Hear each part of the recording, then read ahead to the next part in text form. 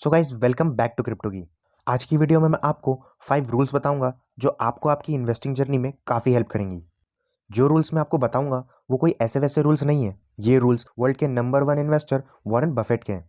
सो अगर आप भी अपनी वेल्थ को ग्रो करना चाहते हैं तो वीडियो को प्लीज़ एंड तक देखना। और अगर आप वीडियो को एंड तक देखेंगे तो आपको 100 रुपीज़ का प्रॉफिट भी होगा। गाइस आज से कुछ 25 या 30 साल पहले मेरे नाना जी ने स्टॉक मार्केट में 90,000 रुपीज़ इन्वेस्ट कर दिए थे। गाइस उस टाइम पे 90,000 रुपीज़ काफ़ी बड़ा अमाउंट होता था। और उन्होंने इतना बड़ा अमाउंट इसलिए इन्वेस्ट नहीं किया कि वो उस कंपनी को लेके कॉन्फिडेंट थे, या उन्होंने उस कंपनी की रिपोर्ट्स पढ़ी थी, या उस कंपनी के ऊपर कोई रिसर्च की थी। उन्होंने ये इन्वेस्टमेंट इसलिए कर दी जस्ट बिकॉज उनके कुछ फ्रेंड्स ने स्टॉक मार्केट में इन्वेस्ट किया था और उन्हें भी सजेस्ट किया कि उन्हें भी स्टॉक में इन्वेस्ट करना चाहिए। और लगभग 1 साल में ही उन्होंने अपना 70% अमाउंट लूज़ कर दिया।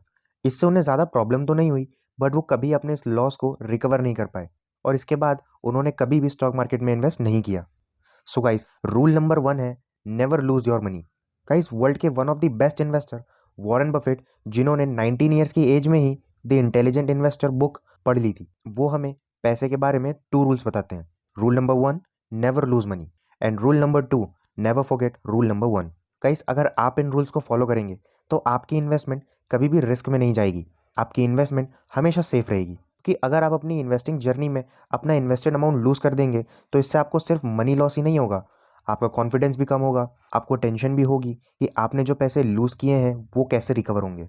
आप नेक्स्ट टाइम जब भी स्टॉक मार्केट में इन्वेस्ट करने का सोचेंगे तो आपको ये लॉस याद आएगा और आप इन्वेस्टिंग करना छोड़ देंगे।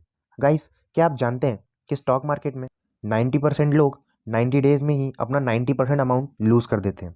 और ऐसा इसलिए होता है क्योंकि लोग बिना नॉलेज के और कंपनी के फंडामेंटल्स चेक किए बिना ही इन्वेस्ट कर देते हैं। Rule number 2 don't speculate. Guys Warren Buffett का ये रूल हमें ये बताता है कि जिन कंपनीज के बारे में हमें पता नहीं होता कि वो कंपनीज क्या करती हैं, वो कैसे अपने बिजनेस को ऑपरेट करती हैं, कंपनी के फाइनेंशियल स्टेटमेंट कैसे हैं, कंपनी अपनी फ्यूचर ग्रोथ के लिए किन किन एस्पेक्ट्स पे वर्क कर रही है, अगर आपको इनमें से और इनके अलावा कोई भी चीज़ नहीं मालूम तो आपको उस कंपनी में इन्वेस्ट नहीं करना चाहिए। क्योंकि बिना नॉलेज किसी कंपनी में पैसे लगाने को इन्वेस्टमेंट नहीं, स्पेक्यूलेशन कहा जाता है। इस 1999 में काफ़ी सारे फंड मैनेजर्स और न्यू इन्वेस्टर्स ने टेक कंपनीज में इन्वेस्ट किया था और उन्हें उनकी इन्वेस्टमेंट में मोर देन 200% का रिटर्न भी मिला। तो कुछ लोगों ने वॉरेन बफेट को क्रिटिसाइज़ किया क्योंकि उन्होंने किसी भी टेक कंपनी में इन्वेस्ट नहीं किया था। और वॉरेन बफेट ने टेक कंपनीज में इसलिए इन्वेस्ट नहीं किया था क्योंकि उन्हें पता नहीं था कि इन कंपनीज का फ्यूचर कैसा होगा, कौन सी कंपनी फ्यूचर में टिकी रहेगी, उन कंपनीज को किस वैल्यूएशन पे लेना चाहिए। इन शॉर्ट उन्हें टेक कंपनीज के बारे में ज़्यादा नॉलेज नहीं थी, इसलिए उन्होंने इन कंपनीज को अवॉइड किया। एंड ईयर 2000 टू 2001 में इन्वेस्टर्स ने अपना 95% अमाउंट लूज कर दिया। Rule number 3 buy the stock whose products you like. Guys आप में से कितने लोग हैं जिन्होंने ब्रिटानिया के बिस्किट्स खाए हैं? आई एम श्योर कि आप में से लगभग सभी ने ब्रिटानिया के बिस्किट्स कभी ना कभी ज़रूर खाए होंगे। पर आप में से कितने लोग हैं जिन्होंने ब्रिटानिया इंडस्ट्रीज़ के शेयर लिए हैं? क्योंकि ब्रिटानिया इंडस्ट्रीज़ का शेयर 58.23 रुपीज़ से स्टार्ट हुआ था और आज इसका प्राइस 3666 रुपीज़ है। यानी कि अगर हम 58.23 रुपीज़ के हिसाब से इसमें 1 लाख रुपीज़ डाल देते तो आज हमारे पास अप्रॉक्स 62 लाख रुपीज़ होते। सो इन शॉर्ट मेरे कहने का ये मतलब है कि अगर आप किसी कंपनी के प्रोडक्ट्स या सर्विसेज यूज़ कर रहे हैं और अगर आपको वो कंपनी अच्छी लगती है तो आप इस रूल को फॉलो कर सकते हैं। बट उस कंपनी के शेयर खरीदने से पहले आपको ये देखना होगा कि कंपनी प्रॉफिटेबल है या नहीं और उसके फाइनेंशियल स्टेटमेंट सही हैं या नहीं। गाइस मैं इन्वेस्टिंग ग्रो ऐप के थ्रू करता हूँ और आपको भी शेयर खरीदने के लिए एक डीमैट अकाउंट की ज़रूरत पड़ेगी। और अगर आप मेरे दिए गए लिंक से अपना डीमैट अकाउंट ओपन करते हैं तो आपको आपके ग्रो वॉलेट में 100 रुपीज़ मिलेंगे, जिससे या तो आप कोई स्टॉक परचेज कर सकते हैं और या तो उस अमाउंट को अपने बैंक अकाउंट में ट्रांसफ़र कर सकते हैं। सो अपना डीमैट अकाउंट ओपन करके आज से ही अपनी इन्वेस्टिंग जर्नी को स्टार्ट करें। Rule number 4 quality of management. इसके बाद वॉरेन बफेट ये चेक करते हैं कि कंपनी का मैनेजमेंट कैसा है। क्या कंपनी का मैनेजमेंट कंपनी या कंपनी के शेयर होल्डर्स की ग्रोथ के बारे में सोच रहा है या सिर्फ अपने ही प्रॉफिट के बारे में सोचता है।